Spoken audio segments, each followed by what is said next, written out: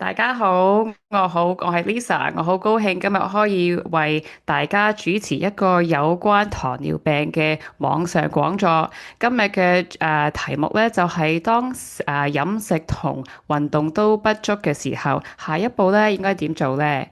咁開始之前咧就請大家關掉自己個咪啦。咁如果大家有問題咧，就麻煩等到講座最後先問。同埋，如果你想問嘅話咧，就最好舉手，咁我會睇到你個名，我就會叫你發問問題。唔該晒。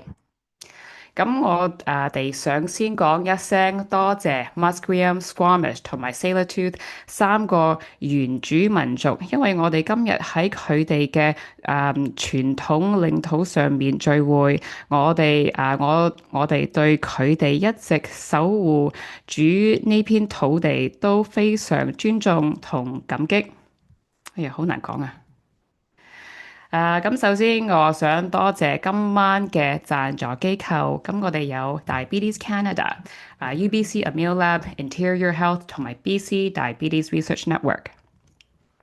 咁 UBC Amil 實驗室咧就係一個來自 Kelowna 嘅研究團隊，Diabetes Dialogue 就係由佢哋所創立。咁 Diabetes Dialogue 咧成立嘅目的就係希望透過轉化最新嘅飲食運動同身心健康研究成果，去改善受糖尿病嘅影響人士嘅生活。咁如果你想聽多啲或者睇多啲嘅講座咧，就可以用你呢個 QR code 登入。咁首先介紹我自己一下啦，我叫 Lisa，係一位藥劑師同埋糖尿病教育工作者。我做咗藥劑師咧已經超過10年啦，加上我以前有過妊娠糖尿病，所以我自己都會特別注意嘅生活習慣，168斷食法，低碳水、低卡路里，幾乎我全部都試過，亦有幫其他糖尿病用呢種方法調理啲糖尿病啦。當然要經過醫生個批准，同埋唔係每個人都可以適合用呢種方法㗎。但係如果大家對呢種飲食方法有興趣，可以問我嘅。咁我主要嘅工作範圍咧，就係糖尿病啦、膽固醇啦、骨質疏鬆症同埋類風濕關節炎。如果你想揾我咧，都好容易嘅，你可以喺我個藥房度揾我啦，叫 BioPro Biologics Pharmacy，係845 West Broadway，溫哥華 BC。咁喺溫哥華咧，綜合醫院附近。同埋，如果你想網上揾我都得㗎。我嘅社交媒體上邊咧，其實有好多英文嘅資訊，所以你可以喺 Instagram、Substack 或者 Spotify and Apple Podcast 咧揾我都得。個名咧就係叫 The Cheerful Pharmacist。好多人都問我咧，我係咪香港嚟㗎？但係其實我係溫哥華加拿大出世同埋長大嘅。我細細個啲中文咧其實唔係咁流利嘅，但係我做咗藥劑師之後咧，我覺得我可以幫到咁多華人咧，真係令我好有滿足感。所以我呢幾年嚟咧，真係好努力去提升我自己啲中文。咁今日嘅講座咧，主要就係提供教育資訊，就唔可以代替醫生嘅醫療建議，記住啦。咁今日會講啲乜嘢呢？我今日咧就會解釋一下唔同類型糖尿病啦，生活習慣有啲乜嘢仲可以做噶啦，跟住有肌小病啊，有好多人未聽過肌小病。咁肌小病咧，同埋保持肌肉量嘅重要性，同埋，當然要講下糖尿病啲藥物啦，同埋糖尿病嘅併發症，包括有脂肪肝。咁首先講下唔同類型嘅糖尿病啦。其實糖尿病有好多種嘅，但係簡單啲嚟講咧，有兩種啦。咁有第一型糖尿病同埋第二型糖尿病。咁第一型糖尿病咧，其實一般嚟講係兒童或者青少年嗰個時期咧確診嘅，但係成年人都可以發病嘅喎。我自己都見過2次。咁第一型糖尿病咧，原因就係個胰臟冇辦法可以分泌到啲胰島素啊，所以呢個情況咧就叫胰島 B 細胞被破壞。所以第一型糖尿病患者咧係一定要用胰島素啦。咁乜嘢係胰島素啊？胰島素咧係我哋身體產生一個荷爾蒙，呢種荷爾蒙咧係會降低我哋啲血糖嘅。當你食咗藥之後咧，血糖就會自然上升啦。尤其是如果你食咗啲碳水化合物，咁胰臟咧就會分泌胰島素去降低啲血糖啦。咁第二型咧糖尿病引致到二型糖尿病咧，有好多種唔同嘅原因嘅。咁例如基因啦，或者遺傳。咁其實有糖尿病個基因或者遺傳咧，唔代表你一定會患到糖尿病嘅，只不過你個風險咧就一般嚟講會高少少。咁年紀增長啦，都會令到血糖高嘅喎。血糖性上升咧，其實同老化有少少關係，因為大咗之後咧，我哋嘅胰臟功能會失去少少嘅，所以其實有血糖上升咧係一件好平常嘅事，即係年紀大咗之後啦。另外一類型糖尿病咧，我覺得係好值得講咧，就係妊娠糖尿病，我自己都有過。咁有過妊娠糖尿病之後咧，日後再有糖尿病嘅風險咧，就有高10倍嘅。所以生完 BB 如果係真係有咗妊娠糖尿病嘅，最好就注意一下啦。咁點解會有第二型糖尿病呢？第二型糖尿病咧個根本原因就係胰島素阻抗同埋胰島 B 細胞功能障礙。當你有胰島素阻抗嘅時候咧，你身體入邊嘅細胞，例如肌肉細胞就用唔到啲糖分啦，所以啲糖分咧就留喺血液入邊啦。咁如果你啲糖尿病就更加嚴重嘅話咧，個胰臟就冇能力可以分泌足夠嘅胰島素嚟降低啲血糖，所以就會有高血糖啦。好啦，我哋講過有胰島素阻抗同埋胰島 B 細胞功能障礙，但係事實上有好多其他嘢都會令到血糖上升嘅。咁例如睡眠不足日常壓力同埋內臟脂肪同埋移位脂肪都會令到血糖上升嘅。咁我之後會再講多啲關於內臟脂肪同埋肝脂肪啦。但係呢類脂肪咧會加劇胰島素阻抗，同埋會令胰島 B 細胞功能變得更差嘅。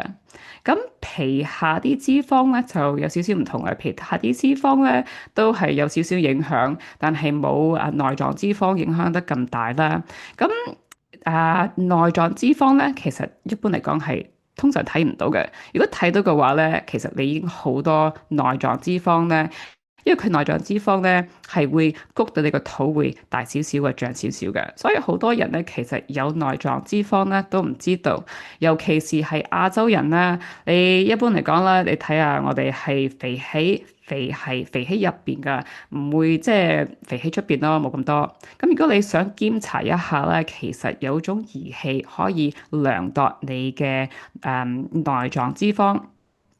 例如DEXA 啦，同埋 Bioelectrical Impedance Machine，通常呢啲機器咧喺健身中心、健身室同埋有啲特別嘅診所咧都會有嘅。咁通常度咧就通常唔會免費啦，通常都要出錢啦。我諗至少我見過 YMCA 即係 BC 省啦，都見過好似25蚊可以度一度。跟住如果貴嘅話咧，我200蚊都見過嘅，我自己都做過。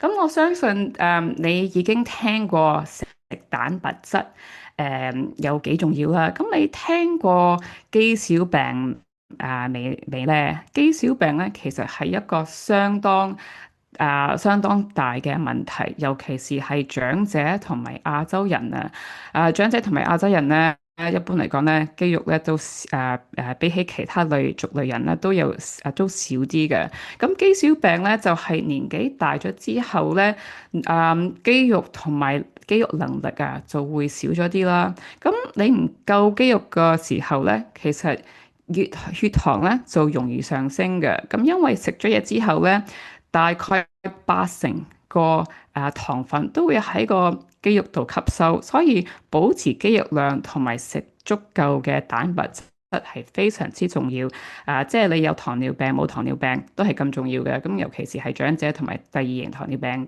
患者啦。咁每日咧我都會建議嘅蛋白質份量。大概每公斤體重1至1.5克，咁即係如果你係70個公斤啦，每日最好就食大概70至到105克嘅蛋白質。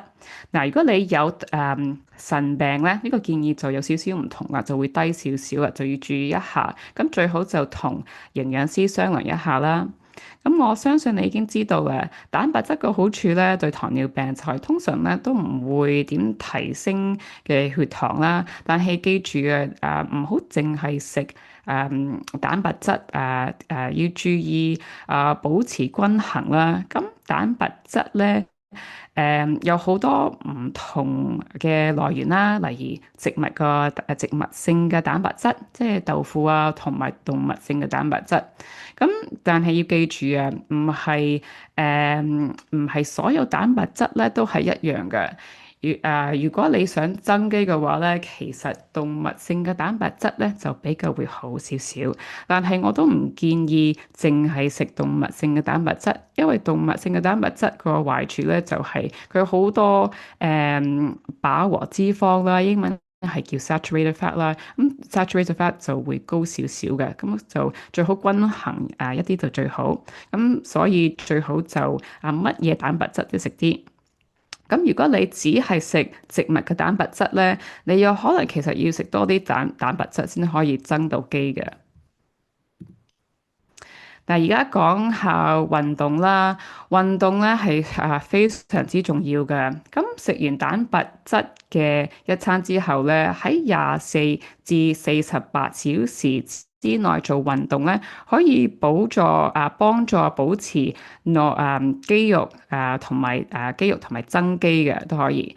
咁如果你唔喐下，唔做下啲肌肉運動其實肌肉咧就會冇機會吸收同埋利用你食咗啲蛋白質啦。咁保持肌肉最佳嘅運動咧就係阻力訓練。咁其實你唔需要一定舉得太重嘅，只需要舉得有力就得㗎喇。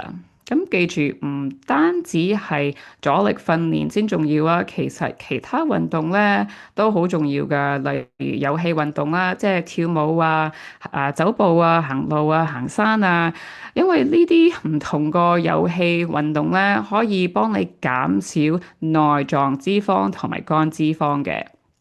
咁通常咧，我都會建議每個星期至少咧就做150分鐘嘅有氧運動啦，同埋2至3次嘅阻力訓練。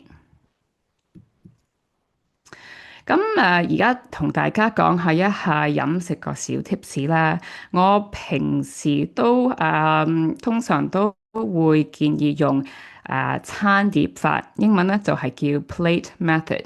咁就一半嘅餐碟咧，最好就放啲綠色嘅葉菜類。咁另外嗰4分之一咧就係蛋白質，同埋最後嗰1/4咧就最好有少少碳水化合物啦，即係米麵麵粉質個食物。咁呢種食法咧就會比較不均勻啲啦。同埋如果你係用啲菜蛋白質墊下底咧，其實有可能會減低個血糖飆升嘅。有好多人都問我咧，可唔可以飲咩汽水啊，或者係飲下果汁啊？咁其實我個答案都係，即係最好就唔好啦，少飲啦。咁如果你真係要飲嘅話咧，都可以飲少少嘅，但係記住啊，千祈唔好空肚嚟飲啲即係飲啲汽水啊。果汁啊，因為你空肚飲嗰陣時咧，其實係好容易引到啲糖分上升啦。咁你睇呢個 slide 度咧，我其實其中一個病人，我係睇住佢個血糖嘅。咁佢戴一個連續血糖監參個機，咁我係可以睇到佢話俾我聽嘅。哎呀，下次唔敢飲汽水或者果汁啦，因為佢空肚走去飲咗一杯果汁。咁佢呢個人咧係其實打緊胰島素㗎，你睇到咧佢起到去十幾度都落唔到嚟嘅。咁至到晚黑先開始慢慢地咁落啊。咁其實空肚就最好唔好食啲蛋白質唔好食啲碳水化合物啦。如果你真係要食啲碳水化合物咧，最好就加埋其他樣食物一齊食，或者用啲菜墊下底。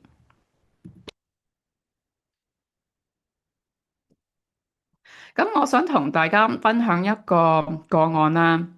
我呢位女士今年係50歲，咁佢個身體質量咧指數就係21，其實都算幾低下嘅。嗱，佢呢幾年嚟咧就用緊兩種唔同嘅糖尿病藥，一種係叫二甲雙胍，就叫 Metformin 啦，另外嗰種咧係叫 Tradjenta。佢呢類藥物咧係 DPP4 抑制劑。咁其實佢每天咧都會跑步啊、走步啊、行山啊，其實係即係做好多有氣嘅運動。但係咧，佢個糖化血紅蛋白咧，即係個 A1C 咧，係7.9嘅，同埋空腹個血糖咧就8至9。咁個指數咧都算幾高下啦。咁佢嚟到我哋個藥房問下，哎呀 Lisa 點解個血糖會咁高㗎？我其實都算幾瘦下啦，我飲食都好都好均衡啊，唔會即係唔會食啲立立雜雜嘅嘢啊，唔會食啲好高糖分嘅嘢啊。但係同埋佢又做咁多運動啊，點解啲糖分咧會咁高啦？咁我同佢分析過嗰陣時咧，就發覺其實佢每日係食唔夠蛋白質個食物啦。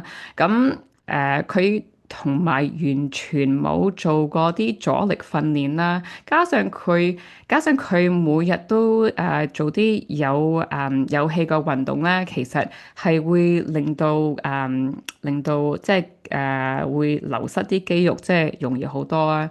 同埋佢睇落係好瘦，但係其實佢係有機會有好多脂肪肝同埋內臟肝嘅。咁呢啲內臟肝就睇唔到啦。其實有內臟肝或者脂肪肝咧，係會令到你有多啲胰島阻抗啊、胰島 B 細胞功能障礙嘅。所以咧我就建議佢每日就食足夠嘅蛋白質啦，加入啲阻力訓練啦，同埋可以做一個脂肪掃描嘅檢查。咁就應該要試下，即係換其中一種糖尿病個藥啦。但係其實可以加一種都得嘅，有好多唔同嘅方法嚟處理。咁而家佢個 A1C 咧就係7.9，咁我哋就希望可以降到6.5以下，或者去到7都 OK 嘅。咁其實血糖越高咧，糖尿病個併發症咧個風險咧就比較大啲。咁如果糖尿病調理得唔好咧，其實有併發症咧，咁影響係好多個唔同個器官啦，例如心臟啊、眼睛啊、胰臟啊、肝臟啊同埋腎臟嘅。咁加拿大最新嘅建議咧，就係所有糖尿病患者應該接受脂肪肝或者肝纖維化嘅篩查。因為大概有70%糖尿病患者咧都有脂肪肝嘅，同埋脂肪肝都根本睇唔到。咁我哋而家講下啲藥物啦。咁如果你而家有糖尿病嘅話，你可能已經認識呢種藥物叫 Metformin，就係二甲雙胍。咁一般嚟講咧，通常都會先用呢種藥嘅，因為呢種藥可以幫你降低個胰島阻抗，同埋佢個降低血糖降低能力咧都幾有力㗎，即係可以令 A1C 下降大概1%。咁呢個藥物個好，另外一個好處咧，就係其實佢唔會令到你體重上升咯。咁有啲其他個糖尿病嘅藥物咧，可能食咗之後咧會體重上升嘅，二甲雙胍咧通常都唔會嘅。咁另外一個咁一個壞處咧，就係二甲雙胍咧食咗之後，有可能會有少少反胃或者肚瀉。咁通常咧都唔係一個大問題。其實我有好多糖尿病病人都用緊呢種藥啦。咁就通常同食物一齊食咧，就會比較好啲咧。咁如果你唔同食物一齊食咧，就有可能會多啲肚瀉嘅。另外一個方法咧，其實係二甲雙胍有兩種唔同嘅，一種係圓嘅，一種係長嘅。長嘅嗰種咧，通常係即係比較即係 last 得耐啲。咁就通常啲長嗰種咧就叫 ER Metformin，就會冇咁多，即係冇令你咁多肚瀉肚唔舒服嘅。咁如果你用二甲雙胍咧，就最好耐唔中又或者檢查一下你個維他命 B12水平，因為用咗 Metformin 之後咧，有可能會令到個水平下低少少嘅，所以最好耐唔中都 check 一 check 啦。另外一種藥咧，其實呢個係叫黃仙療。呢種藥咧都好舊嘅，但係亦有好多人都繼續用緊啦。咁你用緊如果係糖尿病已經調理得唔錯啊，咁就唔需要即係改啦。但係如果呢種藥物即係調理得唔用緊呢種藥咧，你個指數又唔係咁好，可以試下換一換嘅。咁有啲名你或者會即係認識嘅就係 glycoside、glyburide 同埋 glimepiride，咁價錢咧都唔錯，都唔係太貴。咁呢種藥咧就同二甲雙胍唔同啦。二甲雙胍咧就係令到你嗰個降低你個胰島素阻抗，但係呢種藥咧就會刺激你個胰臟分泌多啲胰島素嘅。咁加上佢個降低血糖嘅能力都唔錯啊，都 OK 嘅，可以令你個 A1C 下降大概0.7或者至到1.3%。嗱，如果你食緊呢種藥咧，就一定要同食物一齊食嘅。如果你即係唔食早餐或者唔食晚餐你最好就唔好即係你等到要食嘢先食啦，因為你唔食嘢嗰陣時咧，佢有可能會令到你個血糖太過低嘅。咁咧，我講咗好多好處啦，但係呢種藥物咧，有可能用咗之後會令到你個體重上升，上升到可以1.5至到2.5公斤嘅。而家咧有隻新個藥叫 SGLT2 抑制劑，咁呢隻藥咧都算我覺得都係幾好嘅，只不過有少少貴啊。咁呢度你見到有幾個名 Jardiance、Forxiga 同埋 Invokana 啦，全部呢啲都係原廠嘅。佢啲藥物啲名就係 empagliflozin、dapagliflozin 同埋 canagliflozin 嘅。咁其實佢呢種藥咧，就另外一個方法幫你降低血糖，就係會令你經尿液排出啲血糖啊，所以你其實會屙尿比較多啲，但係唔緊要，你最緊要係飲足夠水分就 OK 噶啦。咁呢隻藥咧，其實有好多好處嘅，因為佢可以幫你降低心血管個風險，同埋會補助個腎嘅。其實有好多冇糖尿病個人咧，都會用呢種藥，因為係保護個腎啦，或者佢有腎病咧，所以用呢種藥嘅。咁副作用嗰方面咧，就有可能會膀胱感染啦，即係尿道發炎啦，有可能會低血壓啦，但係其實低血壓都唔係講得太低，係即係少少啫。所以一般嚟講，你開始用嗰陣時咧，或者有少少頭暈，但係通常咧過咗一段時間咧，通常都唔會有咁個嘅問題。咁加上體重咧，就通常會幫你減少少嘅，大概2至3公斤啦，可以幫你減到。另外一隻幾新個藥咧，就係叫 DPP 瀉抑制劑。咁有啲名你或者見過啦，係 Tradjenta、Onglyza 同埋 Januvia。咁呢隻藥咧都幾貴下嘅。咁如果你有保險，可以幫你付出用或者比較適合啲啦。咁佢個 A1C 個能力咧，幫你可以降低0.5至到0.7都得。咁通常個好處咧，呢種藥就係體重中升啦，通常都唔會令到你加磅啦。副作用之內咧，通常都係唔錯噶。一般嚟講，我大部分糖尿病嘅患者都冇乜問題，但係有可能會有少少頭痛少少嘔或者肚瀉、關節痛同埋鼻咽炎，通常咧都唔多，係一部分人會有啲咁個象徵嘅。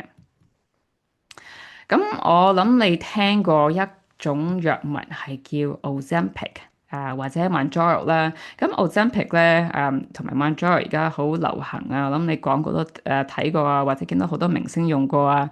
Ozempic 咧就係叫 GLP 受體激動劑。同埋 Mounjaro 咧就係雙重受體激動劑，咁兩個咧根本係好貴啦。咁兩個咧即係都可以幫你降低個 A1C 幾多卡㗎。咁 Ozempic 咧就可能會幫你降到0.6至到1.4%啊。咁減體重咧可以幫你減到1.1至到4.4公斤啦。咁 Mounjaro 咧而且可以幫你降 A1C 降低1.7至到1.4%，同埋體重咧可以幫你降5.4至到11.3公斤啊，都唔錯㗎。佢呢隻藥咧其實有好多好處啦，咁佢可以幫你降低個心血管風險，同埋幫你保護個腎。但係有部分人咧，我諗其實都有一半一半啦。有部分人咧食用咗之後咧，會覺得有少少唔舒服啊、肚屙啊、想嘔啊。咁其實都唔係如果你受得到就可以繼續用啦。但係其實如果你覺得真係唔舒服咧，你可以用低啲個數量都可能會 OK 嘅。咁而家就講下胰島素啦。胰島素個好處咧，就係其實你嘅糖尿病無論係幾嚴重嘅話，你用胰島素咧都可以將血糖調校到合適嘅水平嘅。胰島素有好多種唔同嘅，一啲係要一日打幾次咧，通常係餐前嘅胰島素。另外一種胰島素咧係或者一個禮拜打一次，一日打一次或者2次，咁呢種咧係叫基礎胰島素。胰島素咧有啲係平㗎，有啲係貴㗎，同埋佢幫你降低個 A1C 個力量咧都唔錯㗎。其中一個副作用咧，就係你用咗之後會可能體重會增加少少啦，同埋又好容易可以有低嘅血糖啊。